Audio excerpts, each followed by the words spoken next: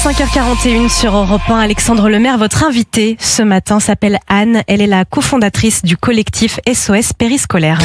Bonjour Anne. Bonjour. C'était le premier procès depuis qu'a éclaté le scandale des violences sexuelles sur mineurs dans le périscolaire à Paris.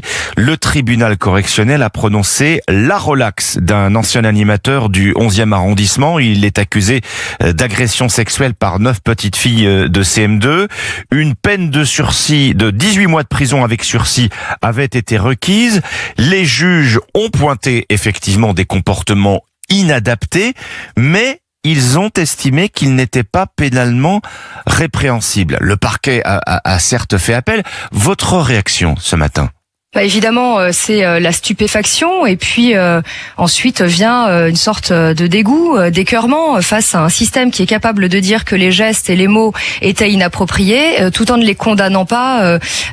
Donc en fait, c'est comme un signal qui dirait on est d'accord, nous, la justice française est d'accord, sommes d'accord pour que ces faits, ces gestes inappropriés soient commis sur des enfants sans qu'il ne se passe rien derrière. Il faut quand même souligner que cette relaxe permet à cet animateur de travailler à nouveau au contact des enfants.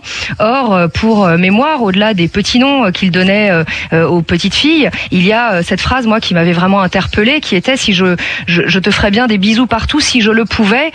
Donc, on avait quand même une conscience de l'interdit chez ce mise en cause, plus quand même raconter des affaires de viol et puis aussi des attouchements sur la poitrine. Et là, chez nous, chez SOS Périscolaire, là vraiment l'effarement est total parce qu'en fait, on a des affaires dans lesquelles l'agression sexuelle a été retenue, notamment par exemple pour des baisers sur la bouche. Donc on ne voit vraiment pas, ça c'est à Chambéry, la personne a été condamnée pour des baisers sur la bouche qui ont été donc acceptés dans le cadre d'agression sexuelle, reconnue comme telle. Et puis aussi une autre affaire dans le Nord où c'est pareil, on avait des câlins appuyés, forcés, un peu comme dans l'affaire dont on parle, Titon, et puis des léchage d'oreilles. Eh bien ça aussi, ça a été reconnu comme agression sexuelle et la personne condamnée. On voit donc qu'il y a une justice qui n'est pas égale en fait sur tous les territoires et que donc clairement il y a aussi un choix, le choix de condamner ou de ne pas condamner, de ne pas retenir comme agression sexuelle quelque chose qui pour la population et les parents l'est de fait. Toucher la poitrine d'une petite fille de 11 ans, surtout avec ce faisceau en fait de gestes inappropriés, de mots inappropriés. Évidemment, ne pose aucun doute en fait. Donc l'animateur jusqu'ici était suspendu par la mairie de Paris qui applique désormais ce principe de précaution, même s'il entre en contradiction avec la présomption d'innocence, au nom bien sûr de la protection des enfants.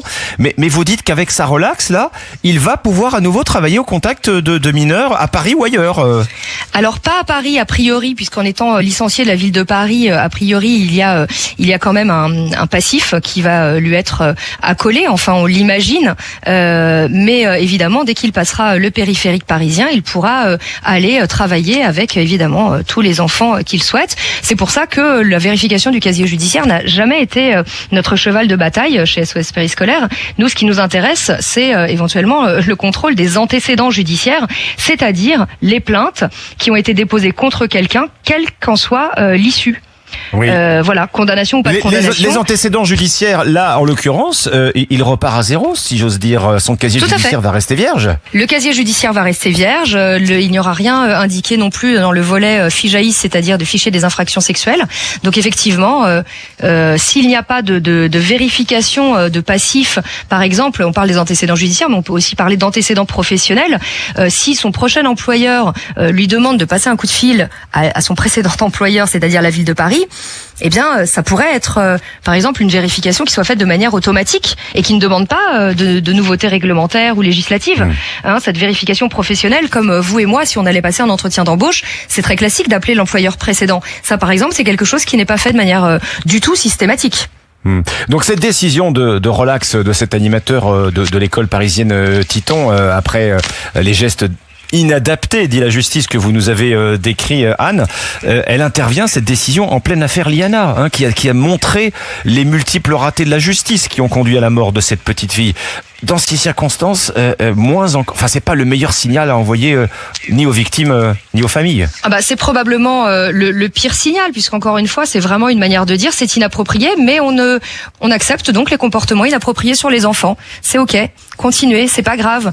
Je crois qu'une des parties les plus choquantes, c'est de dire que dans les retentissements en fait psychologiques des enfants étaient quelque part plus ou autant dû en fait à la médiatisation de l'affaire qu'au trauma réel. Ça, on a eu énormément de messages sur notre compte Instagram où on a publié une dépêche très très rapidement qui mentionnait ça. Les gens et les parents sont extrêmement choqués qu'on puisse imputer finalement une quelconque responsabilité aux enfants qui ont parlé en condamnant le fait que l'affaire ait pu être médiatisée, alors que ce sont des petites filles, encore une fois, de 11 ans, qui ont elles-mêmes fait un signalement, non pas à leurs parents, mais à la directrice de l'école. Des petites filles, encore une fois, on n'est pas sur des enfants de 3 à 5 ans, dont peut-être les mots pourraient être un petit peu inexacts, ou etc. On est sur des jeunes filles qui étaient d'ailleurs prises dans un conflit de loyauté par rapport à cet animateur, comme ça a été raconté, où en fait, elles avaient vraiment conscience de la gravité de ce qu'ils faisaient, mais elles ont mis beaucoup de temps, elles ont fait des réunions entre elles pour essayer d'être plus justes. Enfin, on a des enfants qui finalement ont plus de sagesse que la justice elle-même qui ne les protège pas. Alors, les enfants, justement, est-ce que vous craignez aussi que tout cela, en tout cas cette décision de justice, ne décourage d'autres victimes, d'autres parents de déposer plainte? On sait combien la libération de la parole est déjà très difficile dans les affaires de pédocriminalité.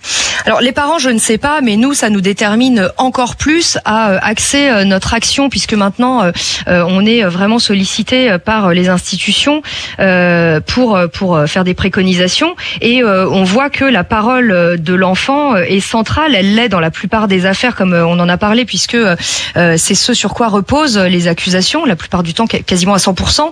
Et donc cette parole de l'enfant, il faut absolument qu'elle soit recueillie de manière parfaite, en suivant le protocole Mélanie de manière systématique, c'est-à-dire une manière d'interroger les enfants unique, filmée, qui permet d'avoir en fait une base très solide pour les enquêteurs et pour les procès.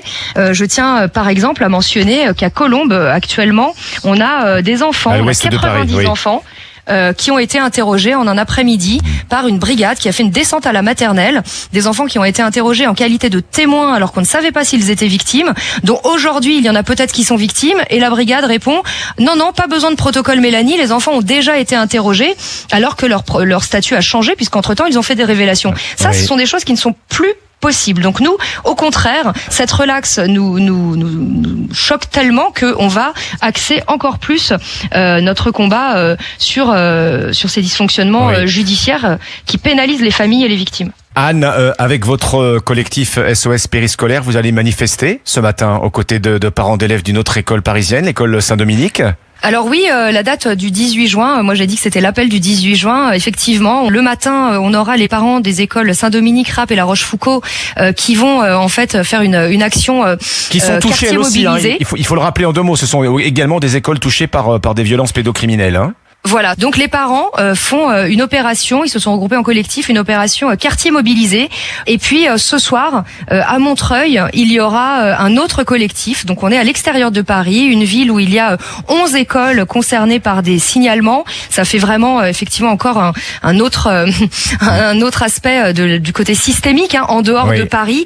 Et là également, on sera là en particulier pour rappeler aux mairies qu'aujourd'hui il est très important qu'elles communiquent aux parents quand il y a des plaintes, parce que ne pas le faire, ça ne permet pas aux parents de voir si leurs enfants sont victimes et de repérer les signaux faibles.